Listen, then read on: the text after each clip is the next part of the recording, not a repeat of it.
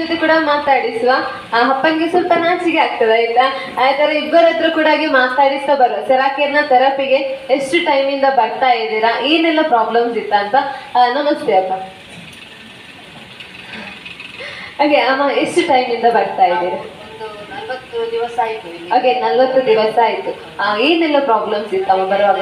ತುಂಬಾ ಪ್ರಾಬ್ಲಮ್ ಇತ್ತು. ಗಂಟು ನೋವು ಮತ್ತೆ ಕುತ್ತಿಗೆ, ಶೋಲ್ಡರ್ ಪೇನ್, ತಲೆ ಎಲ್ಲ ನೋವಿತ್ತು. ಹಾಗೆ ಇಲ್ಲಿಗೆ ಬಂದು ನಾವು 7-8 ದಿವಸ ರಿಕ್ಷಾದಲ್ಲೇ ಬರುತ್ತಿದ್ದೇವೆ. ಬಸ್ಸಿನಲ್ಲಿ ನಮಗೆ ಹತ್ತಲಿಕ್ಕೆಲ್ಲ ಆಗ್ತಿರೋದಿಲ್ಲ. ಹಾಗೆ 8 ದಿವಸದ ನಂತರ ಈಗ ಸ್ವಲ್ಪ ಬಸ್ಸಿನಲ್ಲಿ ಹಾಗೆ ಜೋರಾಗಿ ಚಪ್ಪಾಳಿ ಬರಲಿ ನೋಡುವ.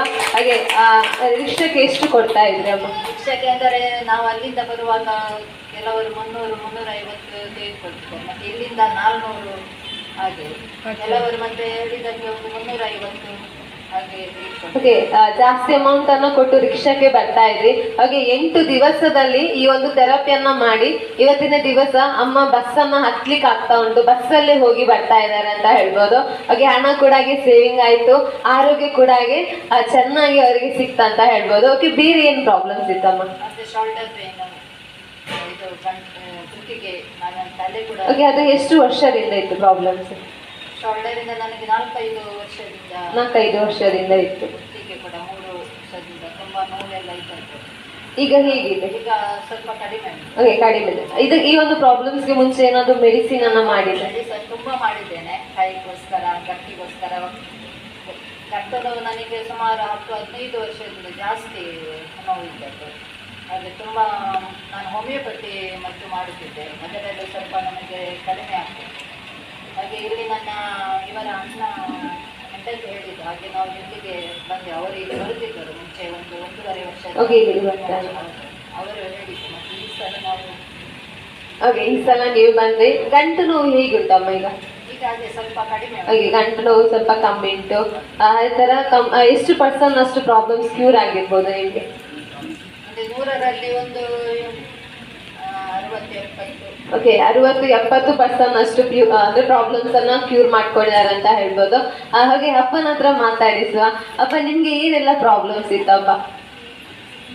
ನನಗೆ ಬೆನ್ನು ನೋವು, ಡಿಸ್ಕ್ ಪ್ರಾಬ್ಲಮ್, ಮತ್ತೆ ಬಿಪಿ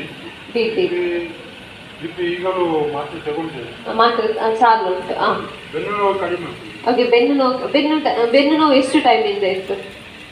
5 ವರ್ಷ. ಓಕೆ, 5 ವರ್ಷದಿಂದ ಇರುವಂತ ಪ್ರಾಬ್ಲಮ್ಸ್ ಈಗ ಕಮ್ಮಿ ಆಗ್ತಾ ಬಂದಿದೆ ಅಂತ ಹೇಳ್ಬೋದು. ಹಾಗೆ ಬೇರೆ ಏನಾದ್ರು ಪ್ರಾಬ್ಲಮ್ಸ್ ಇತ್ತಾ? ಓಕೆ, ಬೇರೆ ಏನು ಪ್ರಾಬ್ಲಮ್ಸ್ ಇಲ್ಲ. ಆ ಸ್ಟಾರ್ಟಿಂಗ್ ಥೆರಪಿಗೆ ಬರುವಾಗ ಈ ಒಂದು ಪ್ರಾಬ್ಲಮ್ಸ್ ನನ್ನದು ಕ್ಯೂರ್ ಆಗ್ತದೆ ಅಂತ ನಂಬಿಕೆ ಇತ್ತ?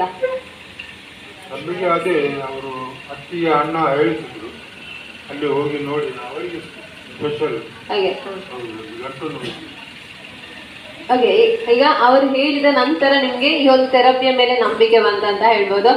ಓಕೆ, ಯಾಕೆ 3 ಬಾಲ್ 9 ಬಾಲ್ ಅನ್ನೇ ಚೂಸ್ ಮಾಡಿದ್ರಿ? ಅವರಿಗೆ ಶೋಲ್ಡರ್ ಪೇನ್ ಮತ್ತೆ ಇದು ಗಂಟು ನೋವು. ಹಾಗೆ ಅದಕ್ಕಾಗಿ ಈ ಒಂದು 3 ಬಾಲ್ 9 ಬಾಲ್ ಅಂದ್ರೆ ಇಲ್ಲಿ ಆದ್ರೆ ನೀವು 10 ನಿಮಿಷ ಥೆರಪಿಯನ್ನ ಮಾಡ್ಬೋದು.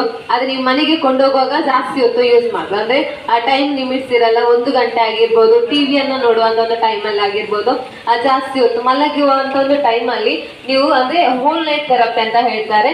ಅಂದ್ರೆ ಕುತ್ತಿಗೆ ಕೆಳಗಡೆ ಇಟ್ಟು ಥೆರಪಿಯನ್ನ ಮಾಡೋದು ಕೂಡ ರಿಸಲ್ಟ್ ಇನ್ನೂ ಕೂಡ ಚೆನ್ನಾಗಿರ್ತದೆ ಅಂತ ಹೇಳ್ಬೋದು. ಅದನ್ನ ಚೆನ್ನಾಗಿ ಯೂಸ್ ಮಾಡ್ಕೊಳ್ಳಿ. ಅದೇ ತರ ಇದಕ್ಕೆ ಹಾಕಿದಂತ ಒಂದು ಹಣ ವೇಸ್ಟ್ ಅಂತ ಆಗ್ಲಿಲ್ಲ ಅಪ್ಪ?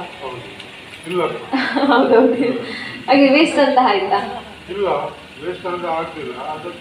ಅದಕ್ಕಾಗಿ ನಾವು ತಗೊಂಡ್ರು. ಹಾಗೆ ವೇಸ್ಟ್ ಅಂತ ಆಗ್ಲಿಲ್ಲ, ಇದು ಯೂಸ್ ಆಗ್ತದೆ ನಿಮ್ಗೆ. ಓಕೆ, ಈ ಒಂದು ಫ್ಯಾಮಿಲಿ ಕೂಡ ಈ ಒಂದು 3 ಬಾಲ್ 9 ಬಾಲ್ ಅನ್ನ ತಗೊಳ್ತಾ ಇದ್ದಾರೆ. ಅದೇ ತರ ಈ ಒಂದು ಫ್ಯಾಮಿಲಿಯ ಒಂದು ಹೆಲ್ತ್ ಕೂಡ ಚೆನ್ನಾಗಿರ್ಲಿ ಅಂತ ಈ ಒಂದು ಫ್ಯಾಮಿಲಿಗೋಸ್ಕರ ಕೂಡ ಬ್ಲೆಸ್ಸಿಂಗ್ ಅನ್ನ ಮಾಡ್ತಾ ಬರುವ. ಹಾಗೆ ಎಲ್ಲ ಬರುವವರಿಗೆ ಏನ್ ಹೇಳಿಕ್ಕೆ ಇಷ್ಟಪಡ್ತೀರಪ್ಪ? ಸೆರಾಕಿರಿಗೆ ಬರುವಂತ ಅಪ್ಪ ಅಮ್ಮಂದಿರಾಗಿರ್ಬೋದು, ಬ್ರದರ್ ಸಿಸ್ಟರ್ ಬರ್ತಾ ಇದ್ದಾರೆ, ಅವ್ರಿಗೆ ಏನ್ ಹೇಳಿಕ್ಕೆ ಇಷ್ಟಪಡ್ತೀರಾ? ಬರುವವರಿಗೆ ಎಲ್ಲರಿಗೆ ನಂಬಿಕೆ ಇರಬೇಕು. ಮತ್ತೆ ಡೈಲಿ ಥೆರಪಿ ಮಾಡಬೇಕು. ಓಕೆ, ಡೈಲಿ ಬಂದು ಥೆರಪಿಯನ್ನ ಮಾಡಿ ಅಂತ ಹೇಳ್ತಾ ಇದ್ದಾರೆ. ಹಾಗೆ ಥ್ಯಾಂಕ್ ಯು ಸೋ ಮಚ್ ಅಪ್ಪ.